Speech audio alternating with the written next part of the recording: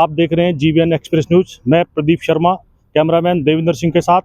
आज हम आए हैं जेवर विधानसभा के फलेदा कट पर, जहां ग्रीनफील्ड एक्सप्रेसवे लिंक परियोजना भारत सरकार द्वारा प्रभावित किसानों की जो अनिश्चितकालीन धरना चल रहा है, हम पहुंचे हैं वहां। आज बात करते हैं, आइए बात करते हैं किसानों से।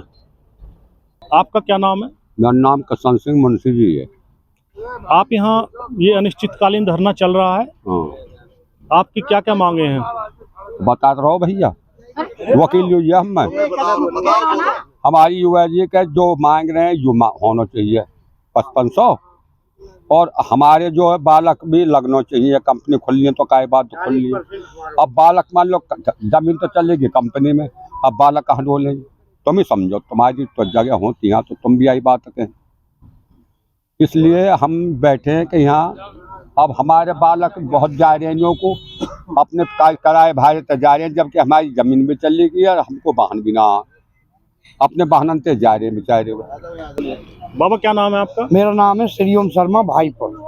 आप यहाँ किस लिए बैठे हुए हो? हम धरने पे बैठे हैं। हमारी रोटी रोजी जो ही जो आते, हम 3 पीढ़ी पाले हैं, हम बड़े बूढ़े जो हमें जायदाद छोड़ के गए हैं, वो हमारी फ्री में लूट रहे हैं। हमारे जो बालक हैं, आने वाली पीढ़ी है, वो हमारे क्या करें? नौकरी हमें दे नहीं रहे, फैक्ट्रियाँ खोल रही हैं, ये टोल बन रहे हैं, हमारे कई बालक नहीं रख रहे। आपकी क्या क्या मांगे हैं? हमारी मांग ये है कि सबसे पहले उद्योग धंधे जितने भी हमारे क्षेत्र में लगे 40% हमारे बालकन को हो। आपका परिचय जी? मेरा नाम करण ठाकुर है और मेरा गांव फलेदा है, जहां ये धरना चल रहा है। ये आपका अनिश्चितकालीन धरना कितने दिनों से चल रहा है? ये 20 तारीख से हमारा धरना चल रहा है और आज धरने का 11वां दिन है। और हम जो यहाँ बैठे हैं, एयरपोर्ट को जोड़ने के लिए ग्रीनफील्ड एक्सप्रेसवे मुंबई कॉरिडोर तक के लिए यहाँ से निकल रहा है, जिसमें लगभग 7 गांवों की जमीन आ रही है। तो हम यहाँ बैठे हैं कि हमारी जो जमीन का मुआवजा है वो 5500 रुपये मीटर की दर से मुआवजा मिले, 10% आबादी भूखंड मिले हमें आवासीय, और यहाँ के जो क्षेत्रीय युवा हैं उनके लिए जो रोजगार है वो सुनिश्चित हो। यहाँ आप अनिश्चितकालीन धरना दे रहे हैं, तो इसमें क्या और भी कोई किसान संगठन का आपको सहयोग है? यहाँ मैं खुद करणी सेना से हूँ, करणी सेना का पूर्ण समर्थन है, और यहाँ बहुत सारे किसान संगठनों ने समर्थन दिया है। यहाँ पर प्योर सभी 8, 10, 15 गांवों के जो आसपास के गांव में किसान बैठे हुए हैं, और सभी संगठनों का लगभग यहाँ समर्थन है। मैडम, जैसा कि आपका अनिश्चितकालीन धरना चल रहा है, तो क्या यहाँ का कोई जनप्रतिनिधि आपके बीच में आया? नहीं, कोई जनप्रतिनिधि बीच में नहीं आया है। और मैं आपको बताना चाहूँगी कि मैं खुद किसान एकता संघ से राष्ट्रीय अध्यक्ष हूँ, ठाकुर गीता भाटी, और हमारे संगठन का भी यहाँ पूरा समर्थन भी है, और हम किसान भी हैं और क्षेत्र के किसान हैं। यहाँ सभी गांवों से और सभी क्षेत्र के लोग यहाँ समर्थन कर रहे हैं, लेकिन जनप्रतिनिधि कोई नहीं आया है, और ऐसा सक्षम अधिकारी भी कोई नहीं आया जो इन किसानों की बातों को सुन सके और उनका निर्णय ले सके। कोई प्रशासनिक अधिकारी कोई नहीं आया? वो लोग आ रहे हैं, अब SDM लेवल की तो ये मांगे नहीं रही, अब ये आए और इंस्पेक्टर लेवल ACP साहब आए, ये इनके कहने से तो कोई बात हो नहीं रही। वो तो सिर्फ एक आश्वासन कह रहे हैं कि जी आपकी बातें हम आगे पहुंचाएंगे। तो आगे क्यों पहुंचाएंगे? किसान के बीच में अभी हम चाह रहे हैं, हमारे सबरे किसान चाह रहे हैं, पूरे 10-20 गाँव के लोग, कि भाई DM साहब आए और हमारे बीच में बैठ के मांगे सुने। अगर जाना है तो ऐसा अधिकारी तो हो जो कम से कम हमें जो आश्वासन दे, वो इस भरोसा तो हो कि हाँ हमारी बातें रखी भी जाएंगी और मान्य भी कुछ % होंगी। जबकि जमीन हमारी एक बार जाएगी, बार बार नहीं जाएगी। हमसे छीनने के बाद हमारे लिए क्या रहेगा? क्या रोजगार है, क्या चीज है? कोई ऐसा वो लग नहीं। आपका नाम? मेरा नाम मेघराज सोलंकी है।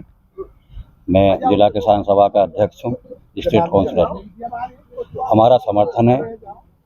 समर्थन के साथ साथ एक बात और कहना चाहते हैं कि ये जो ज़मीन जो अधिग्रहण की जाती है, अब सुनने में ये आ रहा है कि सरकार अधिग्रहण करने के बजाय उसका सीधी रजिस्ट्री कराना चाहती है, बैराम कराना चाहती है। ज़मीन अधिग्रहण अगर होगी तो हमारे जो आवासीय भूखंड हैं वो भी हमें मिल पाएंगे। आगे अदालत में जाने की हमारे लिए गुंजाइश मानो रहती है। दूसरे जो हमारे बच्चों के रोज़गार की बात है, वो भी बात हम कहने का हमारा अधिकार रहता है। अगर हम इन्होंने रजिस्ट्री का सिलसिला शुरू कर दिया तो उसमें हमारी जो तमाम जो डिमांडें हैं वो सब के सब पीछे रह जाएंगे और ये अधिग्रहण करेंगे नहीं। और ये ज़मीन को सीधी सीधी रजिस्ट्री करेंगे। हम रजिस्ट्री करने का भी हमारा विरोध करते हैं। ऐसा कुछ देखा गया है, क्योंकि जब लखनऊ एक्सप्रेस वे निकला आगरा से, उसमें भी किसानों को इस तरीक़ा से गुमराह किया गया और सीधी उनसे रजिस्ट्री करा ली गई। सरकार इसके ऐसा न करे कि किसानों को ये कह कर के अधिग्रहण करेंगे और फिर बाद में उसकी रजिस्ट्री मतलब सरकार हमारा कराए। जो भी डिमांड है दूसरे ये जो दे रहे हैं इस समय, इनका जो रेट है वो नाकाफ़ी है। इतना है कि अगर आपको मैं एक बताऊं, अगर मार्केट का हिसाब देखा जाए तो जो हमारा झाझर से खुर्जा के लिए रोड गया है, वहाँ पे ज़मीन के रेट 30 लाख रुपये बीघे, 35 लाख रुपये बीघे, 50 लाख रुपये बीघे तक के हैं। वहाँ पे वो है हमारा 630 वर्ग मीटर। यहाँ जो आपके जो ग्रीनफील्ड एक्सप्रेसवे जो एक्वायर कर रही है भारत सरकार जमीन, तो किस रेट से मुआवजा देने के लिए बोल रही है? सर, इसमें मैं बताऊंगा आपको 2425 क्या हमारे यहाँ जो प्राधिकरण है, प्राधिकरण एक, क्षेत्र एक, जमीन एक, लेकिन हमारे साथ सौतेला व्यवहार किया जा रहा है किसानों के साथ।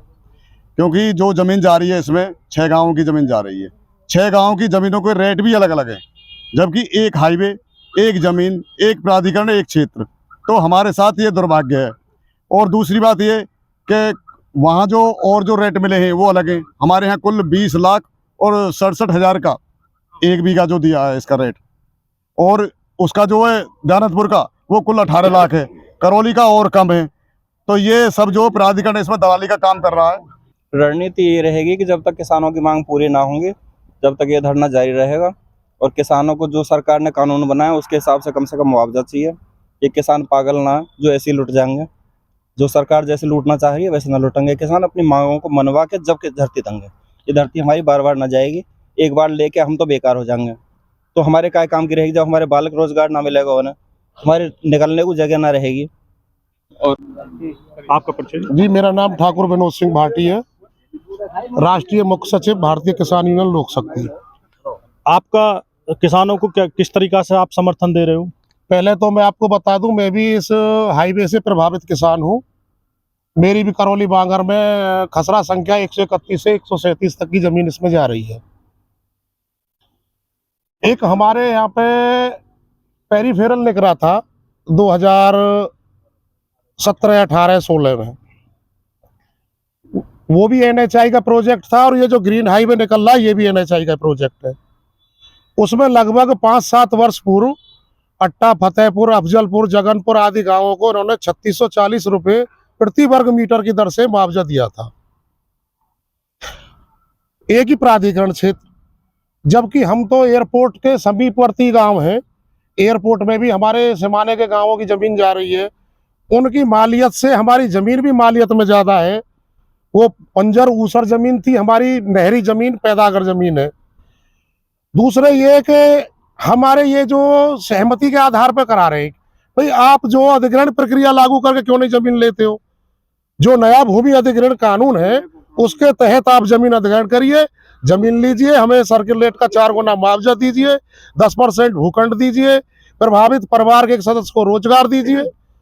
ये मांग है हमारी। आपका परिचय बोलिए। मेरा नाम ठाकुर अजीत सिंह, निवासी फलेदा।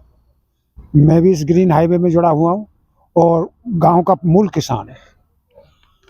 आपकी जो प्रमुख समस्या है, प्रमुख जो मांग है, उन्हें बताइए आप दोबारा से। हमारी प्रमुख समस्या यही है कि उसका पैसा बढ़े और जो पीछे दिया आते। हाँ, मेरा नाम रामवीर सिंह है, गांव करौली, नंगला कंचन मेरा गांव है, और इस ग्रीन एक्सप्रेसवे में हमारी ज़मीन जा रही है। हम यहाँ के मूल काश्तकार हैं, और करौली बांगर की ज़मीन एयरपोर्ट में भी गई है। ये 6 गांव हैं, 6 गांव के 6 ही रेट कर रहा है, एक ही जिला, एक ही प्राधिकरण, एक ही किसान, और जगह जगह के अलग अलग रेट हैं। ये किसान संतुष्ट किए जाने चाहिए, और नहीं यहाँ धरने की प्रवृत्ति बहुत ही ज़्यादा बढ़ जाएगी।